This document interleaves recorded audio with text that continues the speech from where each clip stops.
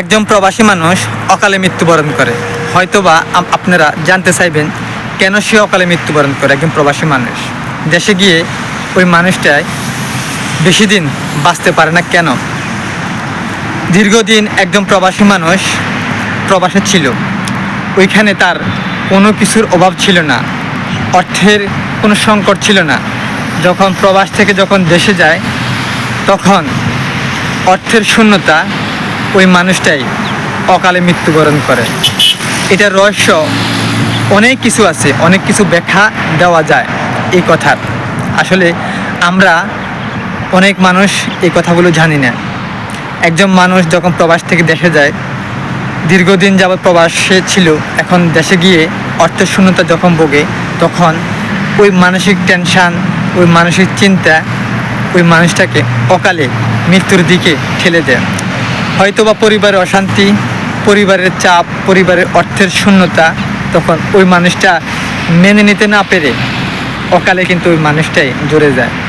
আমি দেখেছি প্রবাস থেকে অনেক মানুষ দেশে গিয়েছে, যাওয়ার পূর্বে ওই মানুষটাই বেশি দিন আর টিকে নেয়, ওই মানুষটাই কিছুদিন পর মারা গিয়েছে। এটার ব্যাখ্যা খুঁজতে খুঁজতে খুঁজতে আমি এই ধরনের কথাগুলো অনুসন্ধান করে আমি বুঝতে পেরেছি, মানুষ যখন প্রবাস থেকে যখন দেশে যায় তখন ওই টেনশনটার কারণে মানুষ অকালে মৃত্যুবরণ করে থাকে। শুধু অর্থের শূন্যতা। প্রবাস থেকে যখন মানুষ দেশে যায়, দেশে গিয়ে ভালো একটা কাজকর্ম করতে পারে না, ভালো কোনো কিছু করতে পারে না। এই কারণে মানুষ কারো কাছ থেকে হাতও আপনার পারতে পারে না, কারো কাছ থেকে কিছু চাইতেও পারে না।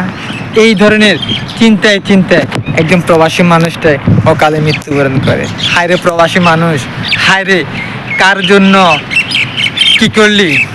আসলে প্রবাসী মানুষটা জীবনটায় দুঃখ কষ্টে ভরা। প্রবাসীদের দুঃখ এই পৃথিবীতে আমার মনে হয় এক আল্লাহ পাক ছাড়া আর নিজের মা ছাড়া আর কেউ বোঝার মতন আর ক্ষমতা নেই। প্রবাসে থেকে যখন মানুষ দেশে যায়, মানুষের টেনশান হাজার গুণ বেড়ে যায় একজন প্রবাসী মানুষটার।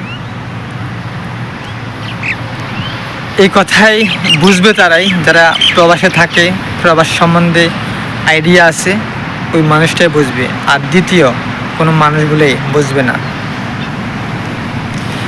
প্রবাসীদের অর্থ, প্রবাসীদের কষ্টের যে টাকাগুলা, আসলে আমরা প্রবাসীদের কষ্ট ইঞ্চি পরিমাণ না দেখে আমরা